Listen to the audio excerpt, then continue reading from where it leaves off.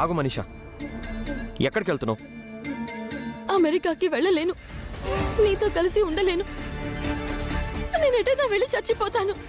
ఏం మాట్లాడుతున్నావు మనీషా? చావడం ఏంటి? ఇప్పుడు నేను చావకపోతే జనాలు నన్ను చంపేస్తారు మిత్ర. ఆ మాటలతో చావడం కంటే నాకు నేనుగా చావడమే మంచిది. నేను చస్తే కనీసం నా మీద సానుభూతి అయినా ఉంటుంది. ఎందుకు అలా మాట్లాడుతున్నావు మనీషా? నేను బతకాలంటే నా మెళ్ళో తాళ్ళుండాలి, లేదంటే ఉరితాడుండాలి. నేను చావాలో బతకాలో అనేది నీ చేతిలోనే ఉంది మిత్ర.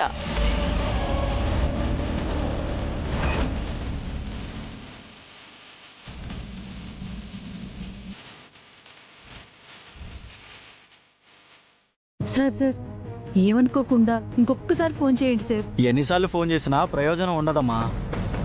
ఆ మేడం ఫోన్ ఎత్తట్లేదు కదా. సార్ చివరిసారిగా ఫోన్ చేయండి సార్. సరే అమ్మా, ఇదిగో అమ్మా.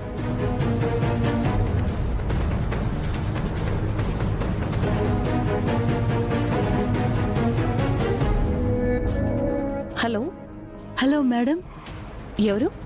నేను మేడం, అమ్మవారి గుళ్ళో పనిచేస్తూ ఉంటాను. మీరు ఒకసారి నాకు సాయం చేశారు, గుర్తుందా మేడం? మీరా? చెప్పండి, డబ్బులు ఏమైనా కావాలా? సాయం కోసం ఫోన్ చేస్తారా? లేదు మేడం, మీ రుణం తీర్చుకోవాలని చేశాను. ఇక్కడ గుళ్ళో ఒక దారుణం జరుగుతోంది మేడం. ఏమైంది?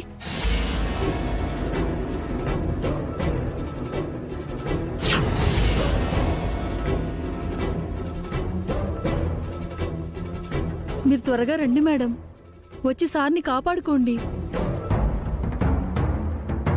వద్దు మిత్ర, నా గురించి ఎక్కువ ఆలోచించకు.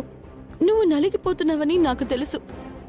నిన్ను ఇబ్బంది పెట్టడం నాకిష్టం లేదు, అందుకే నేను వెళ్ళిపోతాను.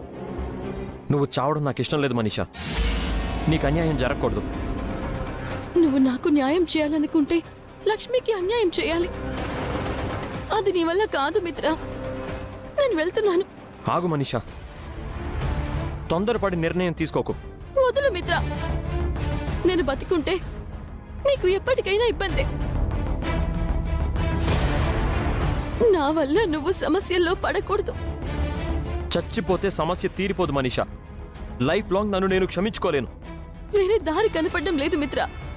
నిన్ను ఎలాగో పెళ్లి చేసుకోలేకపోయాను. నీ లవర్గా నీ ఒళ్ళోనే కన్ను మోయాలని ఉంది.